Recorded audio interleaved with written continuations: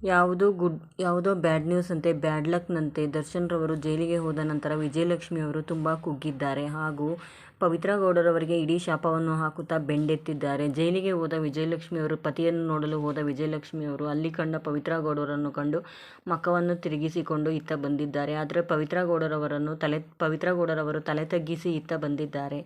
ಆದರೆ ದರ್ಶನ್ ರವರು ವಿಜಯಲಕ್ಷ್ಮಿ ಹಾಗೂ 16 ವರ್ಷದ ಸಂಬಂಧಗಳನ್ನು ಹಾಳು ಮಾಡಿದ ನಮ್ಮ ಪವಿತ್ರ ಗೌಡ. ನಮ್ಮ ಸಂಬಂಧ ಚೆನ್ನಾಗೇ ಇತ್ತು, ಆದರೆ ಪವಿತ್ರ ಗೌಡ ದರ್ಶನ್ ರವರ ಜೀವನದಲ್ಲಿ ಎಂಟ್ರಿ ಕೊಟ್ಟ ನಂತರ ನಮ್ಮ ಜೀವನ ಹಾಳು ಆಯಿತು ಎಂದು ವಿಜಯಲಕ್ಷ್ಮಿ ಅವರು ಹೇಳಿದ್ದಾರೆ. ಹಾಗೂ ದರ್ಶನ್ ರವರು ಜೈಲಿಗೆ ಹೋಗುತ್ತಿದ್ದಂತೆ ನಾನು 5 ತಿಂಗಳು ಕಷ್ಟಪಟ್ಟು ದರ್ಶನ್ ರವರನ್ನು ಬಿಡಿಸಿಕೊಂಡು ಬೇಲ್ನಲ್ಲಿ ಬಿಡಿಸಿಕೊಂಡು ಬಂದಿದ್ದೆ. ಆದರೆ ಪವಿತ್ರ ಗೌಡರವರು ಹಾಗೂ ದರ್ಶನ್ ರವರು ಏನೋ ಬ್ಯಾಡ್ ಲಕ್ನಂತೆ ಮತ್ತೆ ಜೈಲಿಗೆ ಹೋಗುವ ಕಾರಣ ಬಂದಿದೆ. ಆದರೆ ಇದೆಲ್ಲದಕ್ಕೂ ಕಾರಣ ಪವಿತ್ರ ಗೌಡರವರು ಎಂದು ವಿಜಯಲಕ್ಷ್ಮಿ ದರ್ಶನ್ ರವರ 12 ವರ್ಷಗಳ ಇಡೀ ಶಾಪ ಎಂದು ನೆಟ್ಟಿಗರು ಕಮೆಂಟ್ ಮೇಲೆ ಕಮೆಂಟ್ ಮಾಡುತ್ತಿದ್ದಾರೆ. ಹಾಗೆ ಪವಿತ್ರ ಗೌಡರವರು ದರ್ಶನ್ ರವರು ಪರಪ್ಪನ ಅಗ್ರಹಾರದಲ್ಲಿ ಇಂದು ವನವಾಸವನ್ನು ಪಡುತ್ತಿದ್ದಾರೆ.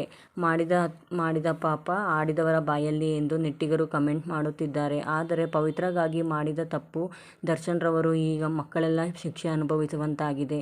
ವಿಜಯಲಕ್ಷ್ಮಿ ಅವರ ಇಡೀ ಶಾಪ. ಪವಿತ್ರ ಗೌಡರವರ ಬಗ್ಗೆ ಕಾಮೆಂಟ್